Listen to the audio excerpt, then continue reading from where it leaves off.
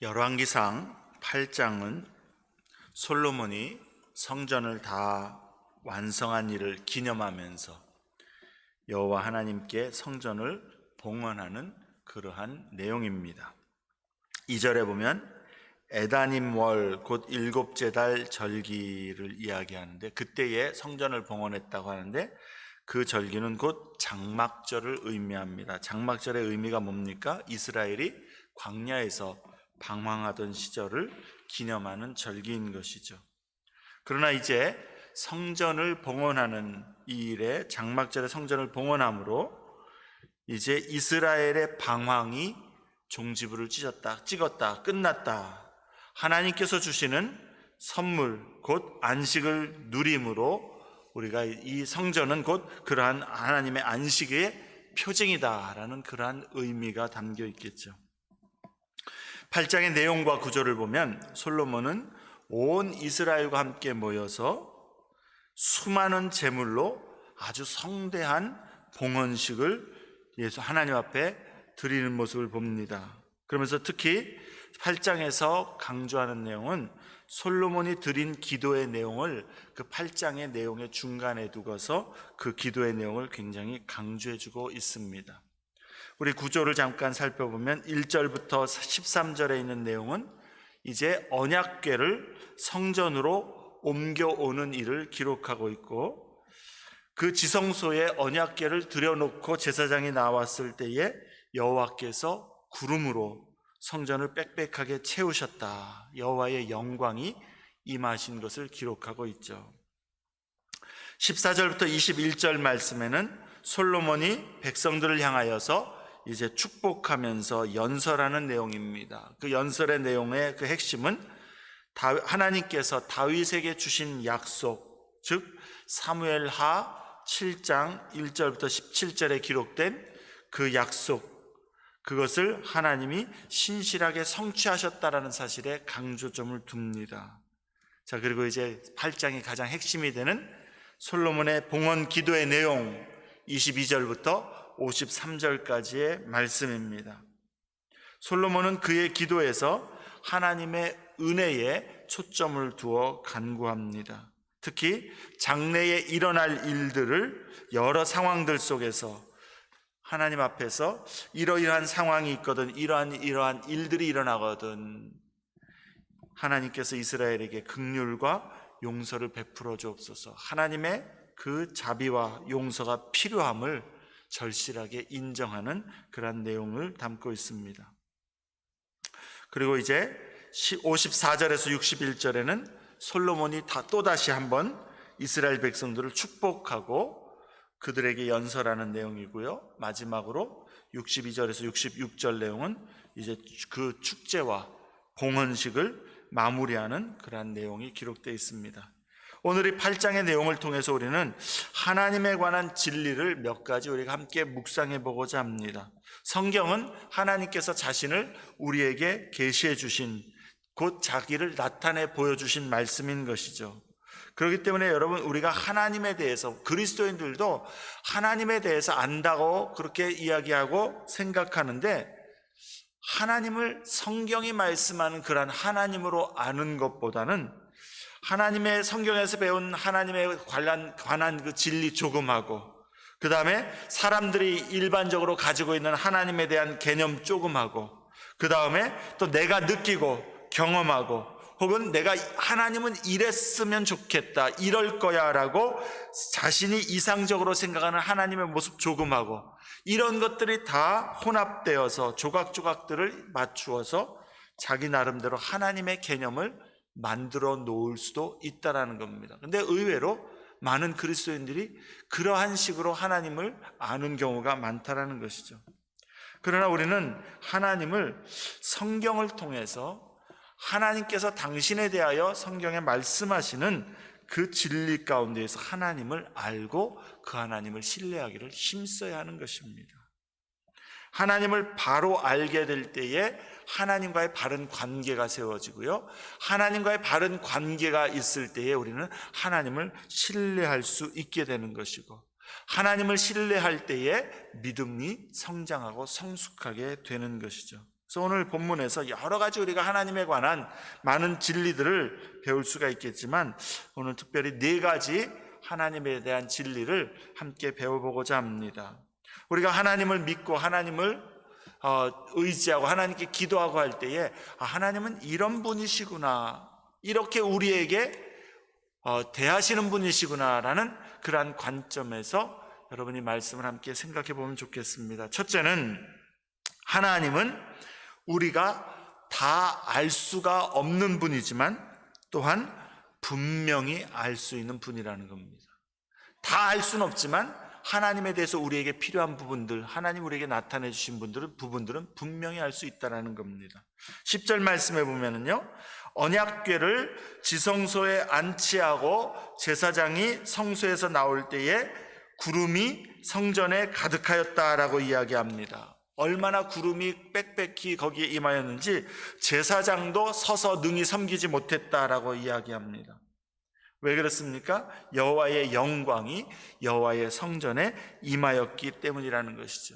이 구름이 빽빽히 임하였다라는 것은 하나님의 임재의 표시입니다. 하나님이 이 가운데에 임하셨다, 실제로 강림하셨다라는 표시입니다.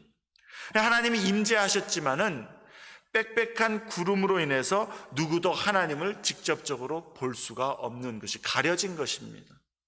그러므로 이 구름은 여호와의 임재를 나타내 보여주는 것이지만 또한 여호와의 영광을 덮어서 우리로 보지 못하게 하는 것이죠. 출애굽기 20장 20절 말씀에 보면은요, 하나님에 대해서 모세는 흑암에 계신 하나님이다 그렇게 이야기합니다. 우리는 하나님 그럼 빛으로 이야기하죠. 그런데 출애굽기 20장 20절에서는 흑암에 계신 하나님, 이 흑암은 그냥 어두움을 좋아하시는 하나님이라는 소리가 아니라 우리가 볼 수 없는, 캄캄하면 아무것도 볼 수 없는 것처럼 우리에게 가리워지신 우리가 알 수 없는 하나님이란 그런 의미입니다. 그러므로 이 구름, 흑암, 이것은 뭘 의미합니까?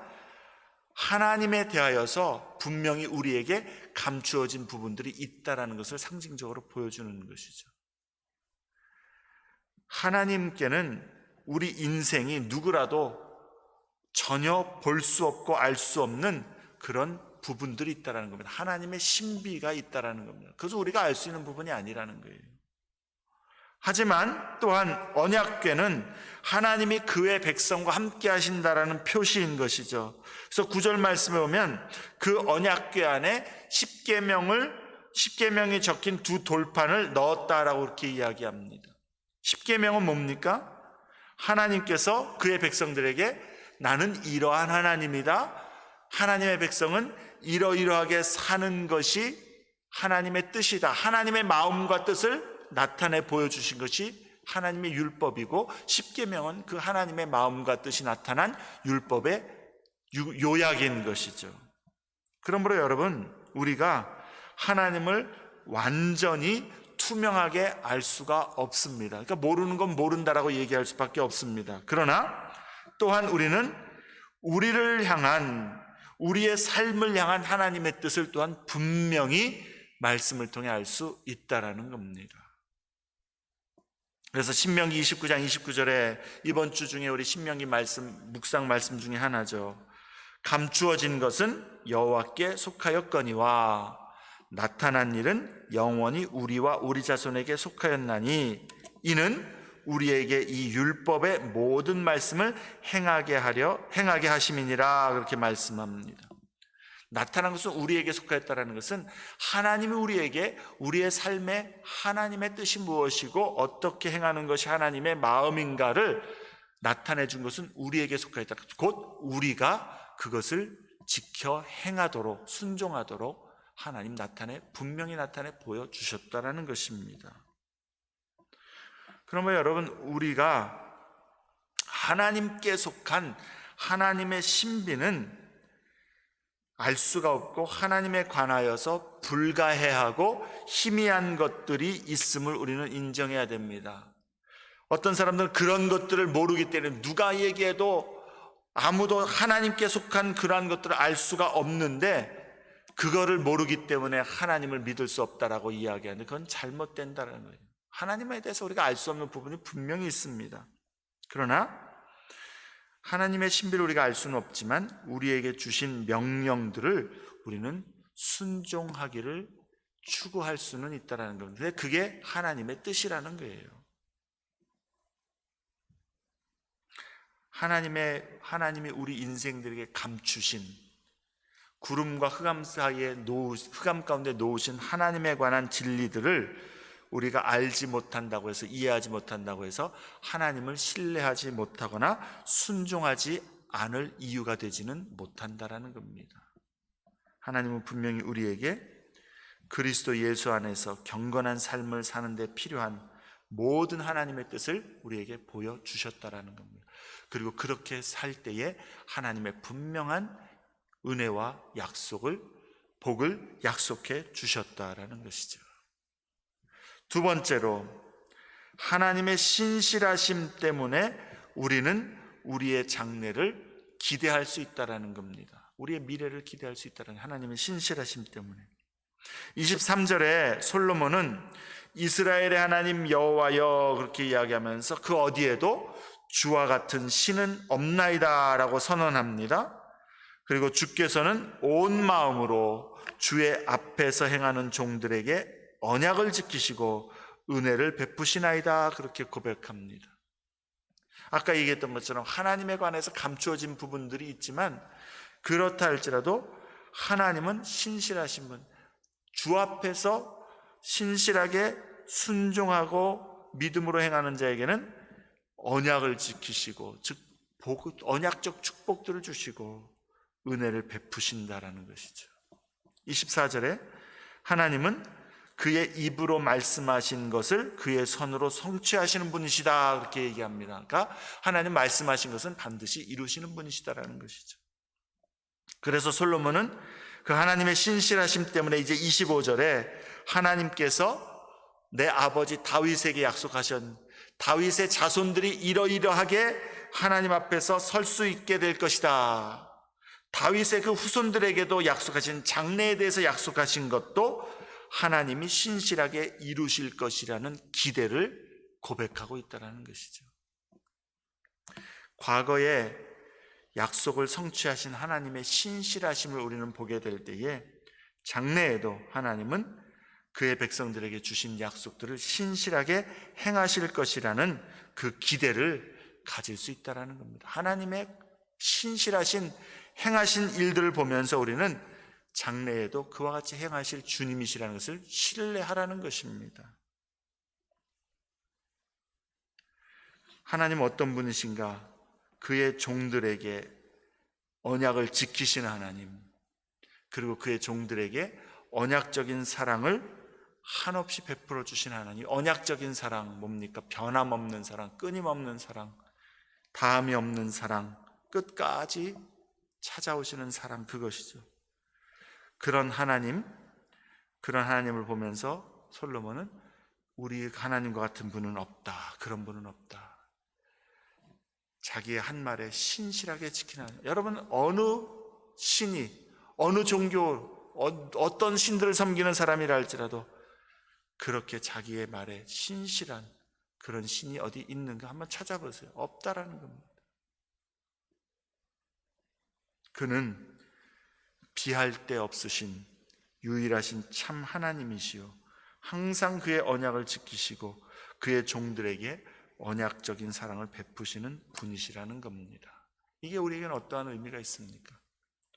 성경 말씀에 하나님이 이러한 분이다, 하나님의 그 신실하게 언약을 성취하신 그 일들을 보게 될 때에, 또는 개인적으로 개인의 삶의 경험에서 과거에 하나님께서 나의 삶에 이루어 주신 그 신실하신 하나님의 언약의 성취를 우리는 보게 될 때에 그것을 인하여서 우리는 또한 장래에도 그리하실 하나님의 그 신실하심을 확신으로 붙들 수 있어야 한다는 겁니다. 오늘과 내일이 불안하고 두려울 수 있습니다. 불확실한 가운데에 우리의 내일을 염려할 수 있습니다. 염려의 그런 상황 가운데 있을 수 있습니다. 그러나 하나님의 신실하심을 바라볼 때에 특히 지금까지도 나를 신실하게 붙드시고 인도하신 하나님, 성경에 그 언약에 정말 신실하신 그 하나님을 우리가 보게 될 때에 예수 안에서 하나님은 지금도 내 눈앞에 보이고 펼쳐지고 일어나는 모든 것들이 불안하고 두렵고 불확실할지라도 확신할 수 있는 것은 주님 임마누엘로 그의 자녀들과 동행하시고 지금도 이 모든 일들 가운데에 선하심과 인자하심으로 붙드시는 하나님이시다. 그 하나님 때문에 우리는 아무런 꿈을 꿀 수 없고 걱정하고 염려할 수밖에 없는 그러한 모든 절망의 모습에 있다 할지라도 여전히 내일에 대한 기대와 소망을 확신할 수 있고 하나님 때문에 감사할 수 있고 담대할 수 있음을 우리는 깨달아야 합니다. 하나님을 바로 아는 사람, 하나님이 어떠한 분이신가를 깨닫고 그 환경을 보지 않냐고 하나님을 보는 사람은 담대할 수 있는 것이죠. 온 마음으로 주의 앞에서 행하는 종들에게 언약을 지키시고 은혜를 베푸시는 하나님이시다, 그렇게 얘기합니다. 그러니까 여러분, 우리의 상황이 어떠하든지 지금 우리에게 정말 필요한 것은 무엇입니까? 지금도 어떠한 모습 가운데 있다 할지라도 온 마음으로 하나님의 말씀과 뜻에 내가 삶을 드리고 순종하는 것이 우리의 능력이요 하나님의 놀라운 기적을 경험하는 비결이 되는 것이죠. 순종이 능력입니다. 세 번째로 하나님은 광대하신 분이시면서 또한 가까이 계신 친밀하신 분이시라는 겁니다. 너무 크시기 때문에 우리가 감히 가까이 갈 수 없는 정말로 아주 크신 분이신데 또한 가까이 계신 친밀하신 하나님이시라는 거예요. 27절 말씀에 보면은요, 하나님이 참으로 땅에 거하시리까 하늘과 하늘들의 땅이라도 주를 용납하지 못하겠거든, 주를 이렇게 넣을 수 없거든, 하물며 내가 건축한 이 성전이오리까. 솔로몬은 하나님이 얼마나 크고 광대하신 분이시라는 것을 알고 지금 그것을 고백하고 있는 겁니다. 어디에 담기거나 어디에 이렇게 가두어둘 수 있는 분이 아니라는 것이죠. 근데 그게 그냥 이 컨테이너가 작기 때문이 아니라 하늘들의 하늘이라도, 우리로 지금 얘기하면 온 우주라도 그 하나님을 넣기에는 부족하다, 비좁다, 그 말입니다. 그만큼 크시고 광대하신 위대하신 하나님이시라는 거죠. 그런데 28절에 그 하나님이 그의 종들의 기도와 부르짖음을 들으신다라고 고백합니다. 여러분, 우주의 끝을 우리가 알 수가 없습니다. 언제 한번 얘기를 했던 것 같은데 몇백억 광년, 현재 과학으로서는 몇백억 광년, 그죠? 몇백억 광년을 가도 우리가 알고 있는 우주의 끝에도 도달하지 못한 더 넓은 우주가 있다라고 생각하는데요. 그렇게 크시고 높이 계신 하나님께 우리가 말할 수 있다라는 것, 그리고 우리의 기도와 간구와 부르짖음에 주님이 귀를 기울여 들으신다는 것, 이거 한번 상상하고 생각만 해도 놀라운 일입니다. 어떻게? 여러분, 비행기가, 우리가 타고 가는 비행장에서 내리고 뜰 때는 시끄럽잖아요. 근데 하늘에 떠 있을 때는 우리 집 위로 올라가도 너무 높이 있기 때문에 소리가 들리지도 않습니다. 근데 이 하늘의 하늘들도 용납할 수 없는 그 광대하신 그 하나님, 더 멀리 계시고 더 크게 계신 그 하나님이신데 그 하나님의 그 위엄과 그 광대하심은 우리가 알고 있는 이 광활한 우주도 작은 것으로 만드시는 그러한 하나님이신데, 근데 그 하나님이 우리가 이 땅, 이 지구, 이곳에서 기도할 때에 들으시고 우리의 마음의 소리, 작은 신음까지도 귀 기울여 들으신다. 이건 정말 놀라운 일 아닙니까? 그것만으로도 큰 은혜 아닙니까? 30절에 주의 종과 주의 백성 이스라엘이 이곳을 향하여 기도할 때에 주는 그 간구함을 들으시되 주께서 계신 곳 하늘에서 들으시고, 뭡니까? 저 멀리 우리가 도달할 수 없는 정말 높고 큰 데 계신 하나님이시지만 우리가 이 성전에서 주님 앞에 기도할 때에 주는 그곳에서 들으시옵소서, 그렇게 듣는 하나님이시는 것을 인정하는 것이죠. 들으시사 사하여 주옵소서. 하나님은요, 우리가 도달할 수 없는 초월자이시지만 또한 우리에게 가까이 오셔서 우리의 기도를 들으십니다.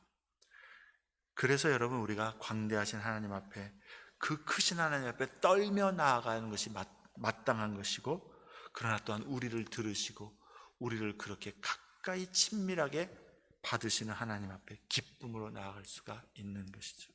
생각해 보세요. 너무나도 크고 하늘의 하늘들의 하늘이라도 용납할 수 없는 그 하나님, 그 광대하신 하나님.